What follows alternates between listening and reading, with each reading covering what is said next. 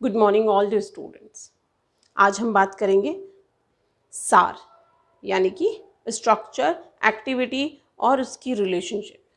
हमें कोई भी टॉपिक पढ़ने से पहले उस टॉपिक के बारे में हिंदी और इंग्लिश दोनों में पता होना चाहिए ताकि हमें समझने में आसानी हो और हम आगे भी उसको लिखने में और बोलने में समर्थ हो।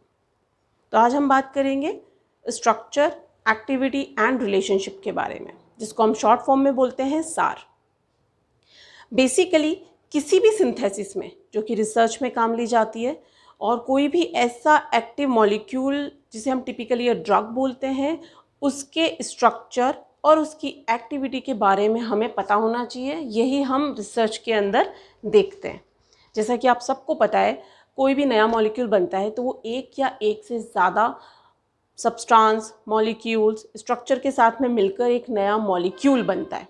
तो जब वो मॉलिक्यूल बनता है जिसे हम टिपिकली ड्रग बोलते हैं, तो उस ड्रग का प्राइमरी, सेकेंडरी और जितने भी मॉलिक्यूल्स उसके अंदर सब्स्टिट्यूशन पे जहाँ पे भी ऐड हुए हैं, उन सब के स्ट्रक्चर और उनकी एक्टिविटी के बारे में पता होना चाहिए।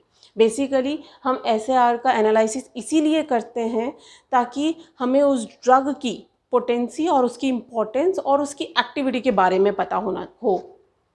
तो हम बात करेंगे सबसे पहले व्हाट इज़ स्ट्रक्चर।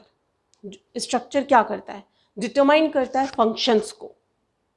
एक्टिविटी क्या होती है? फार्माकोलॉजिकल एंड बायोलॉजिकल एक्टिविटी, और इन दोनों के बीच का रिलेशनशिप मोर पोटेंट और अच्छा हो, इसके लिए हम स्टडी करते हैं और एनालिसिस करते हैं, बेसिकली सार।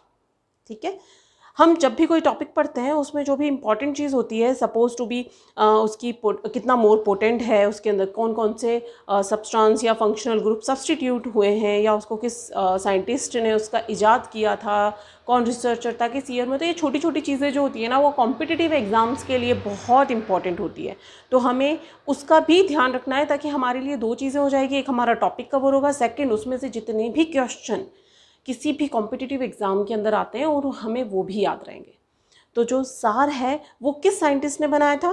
क्रम, ब्राउन एंड फ्लेशर ने 1865 में। तो हमें ये जानना भी बहुत ज़रूरी है।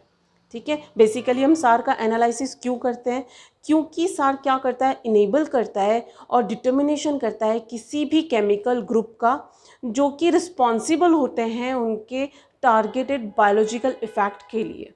तो हमें क्या एनालिसिस करना होता है? बेसिकली उसमें कौन कौन से ग्रुप जो हैं केमिकल ग्रुप, वो रिस्पॉन्सिबल हैं फर्दर एक्टिविटी